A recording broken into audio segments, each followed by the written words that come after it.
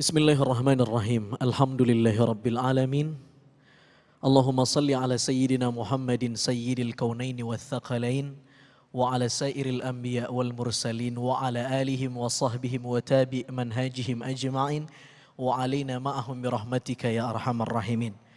Assalamualaikum warahmatullahi wabarakatuh. Guru kita Habib Nabil Al-Musawwah, bapak-bapak, ibu-ibu, jamaah Damai Indonesia Ku TV One yang dimuliakan Allah Subhanahu wa taala. Apa kabar Bapak Ibu, sehat? Ini tema kita, Masya Allah, ya, baru saja Jabodetabek diguyur hujan tadi malam yang cukup awet. Beberapa lokasi mengalami banjir. Kita doakan mudah-mudahan segera ada solusinya. Amin. Amin.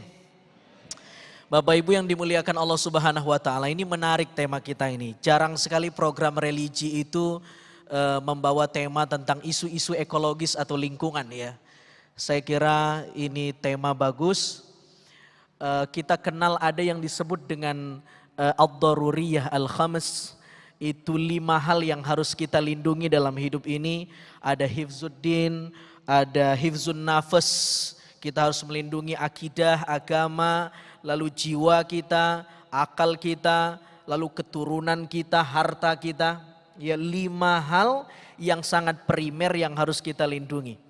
Tetapi para cendekiawan muslim hari ini berdiskusi, ada yang juga sama penting yang harus kita lindungi. Ya, di samping kita menjaga agama, kita menjaga jiwa, menjaga harta, keturunan, ada juga yang penting, hifzul bi'ah, menjaga lingkungan, Pak.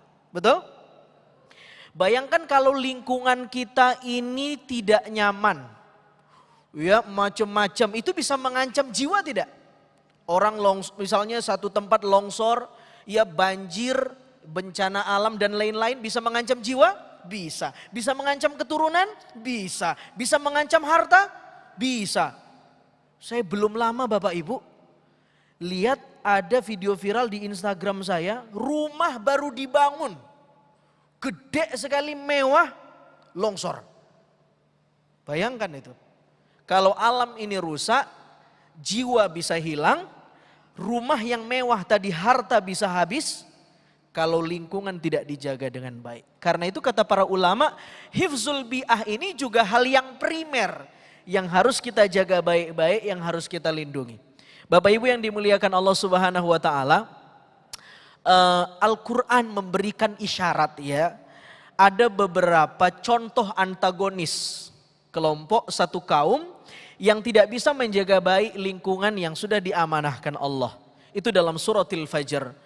Allah misalnya menginformasikan kepada kita, alam tarokai fa fa'ala rabbuka bi'ad irama dhatil imad allati lam yukhlaq mithluha fil bilad.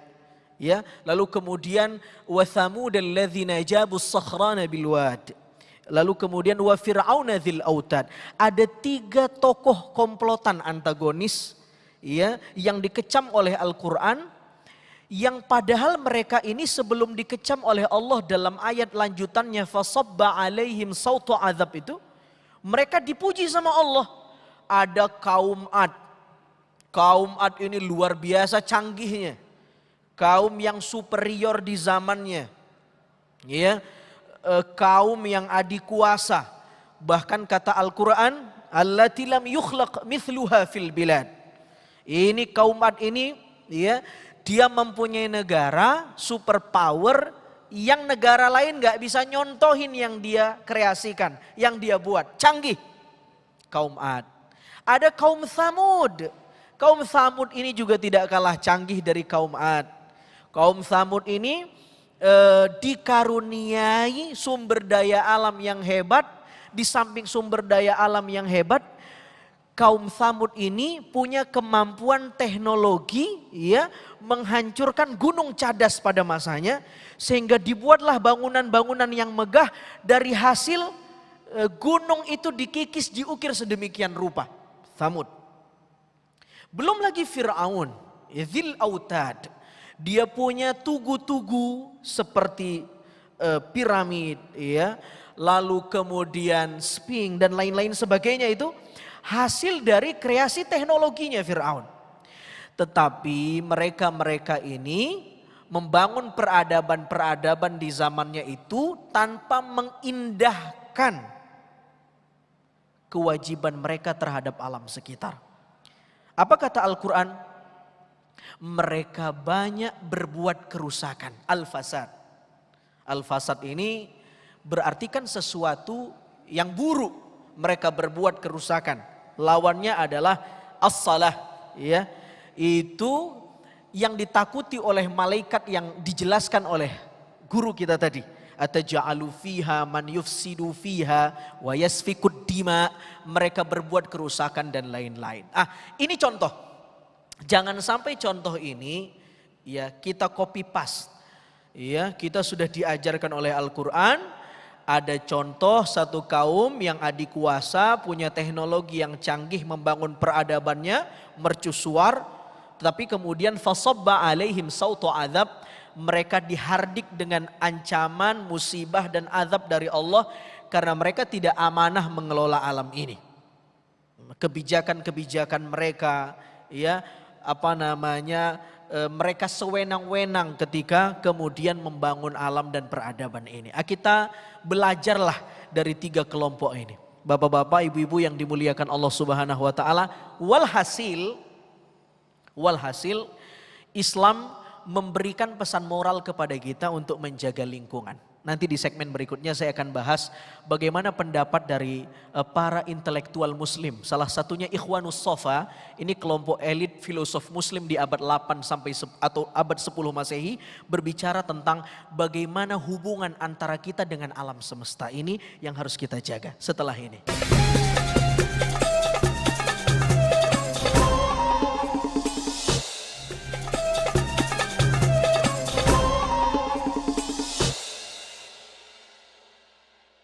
Ada 3 istilah ukhuwah yang populer kita kenal.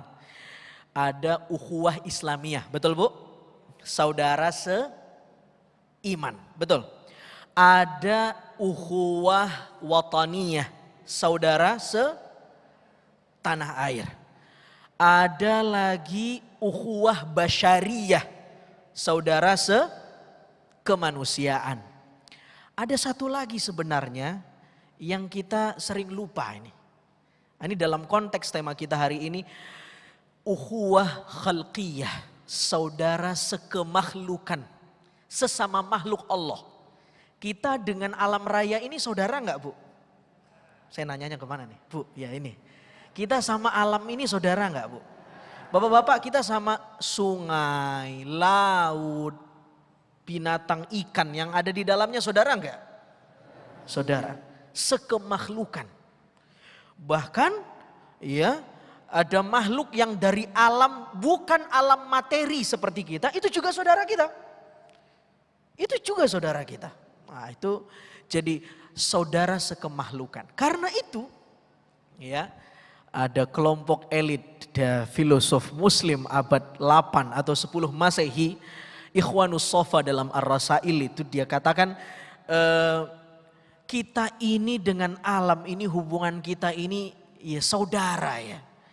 Manusia itu kata Ikhwanus Shafa, manusia itu adalah al-alam as-saghir, alam yang kecil.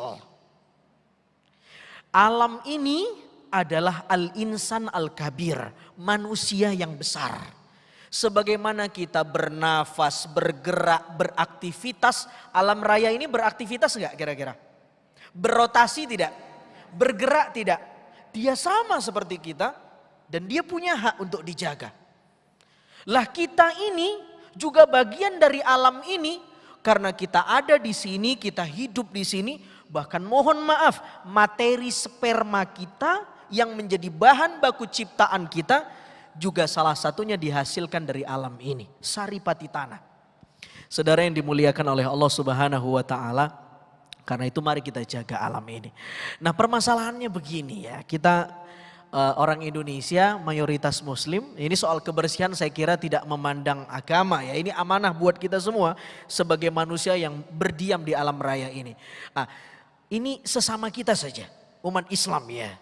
Itu ada satu ayat, huwallazi khalaqalakum ma fil ardi jami'ah. Allah ciptakan semua ini untuk siapa Bu? Untuk kita manusia. Nah, ayat-ayat semacam ini seringkali disalah tafsirkan ya. Sering sekali kita memaknainya antroposentrik sekali. Sehingga alam ini buat manusia, karena itu manusia berhak mengeksploitasi alam ini sebanyak-banyaknya. Saya kira huwallazi khalaqalakum di sana, ya huruf lam itu bukan saja bermakna lil intifa, sehingga alam ini harus dieksploitasi, tidak hanya itu, tapi juga lil i'tibar. Alam ini harus dinalari, yang penalaran itu berujung pada bahwa ada yang kuasa menciptakan alam ini dan kita harus bersahabat dengan alam ini, dan setiap alam yang kita pandang harus menghantarkan kepada kita lebih meyakinkan kepada Allah Subhanahu wa taala. Lil i'tibar. Selama ini hanya berhenti pada lil intifa. Alam ini harus dimanfaati, ya lalu dihabisi materinya kalau bisa. Sehingga muncul manusia-manusia yang materialis dan bahasa kasarnya itu rakus, tamak. Saya ingin kutip perkataan Gandhi ya, apa dia katakan, dunia yang luas ini cukup untuk menampung semua manusia.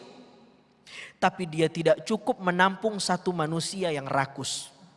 Semua manusia cukup ditampung oleh bumi dengan sumber daya alamnya, tapi tidak cukup menampung satu manusia tapi yang rakus. Oh ini habis dikeruk tanpa kemudian memikirkan kemaslahatan alam. Bapak-bapak, ibu-ibu yang dimuliakan oleh Allah Subhanahu wa taala, ada banyak sekali pesan moral dari Islam agar umatnya menjaga alam. Saya ingin kasih kisah, ada salah seorang sahabiyah pada masa Nabi namanya Ummu Mahjan. Ini seorang marbot kalau bahasa kita, orang yang suka bersihin masjid. Bagi sebagian orang aktivitas semacam ini atau pekerjaan semacam ini dianggap sebelah mata ya. Tetapi Nabi sendiri mengatakan Ummu Mahjan ini sudah tua, boleh jadi dia akan wafat sebentar lagi, dan jangan kuburkan Ummu Mahjan kecuali aku yang menyolatinya. Ternyata Ummu Mahjan Bapak Ibu sakit lalu wafat di malam hari. Para sahabat tidak memberitahu bahwa Ummu Mahjan sakit. Nabi sholat jamaah berkali-kali kok nggak ketemu sama Ummu Mahjan. Sahabiah yang aktivitasnya sebagai marbot ini. Kata Nabi, mana Ummu Mahjan yang setiap harinya membersihkan Masjid Nabawi? Sudah wafat ya Rasul. Wah Masya Allah, Rasul sangat kecewa, kenapa tidak memberitahu saya? Saya ingin menyolatkannya. Kalau begitu antar saya ke kuburannya, dan Nabi mendoakan Ummu Mahjan. Beginilah cara Nabi mengapresiasi orang yang cinta dengan lingkungan itu.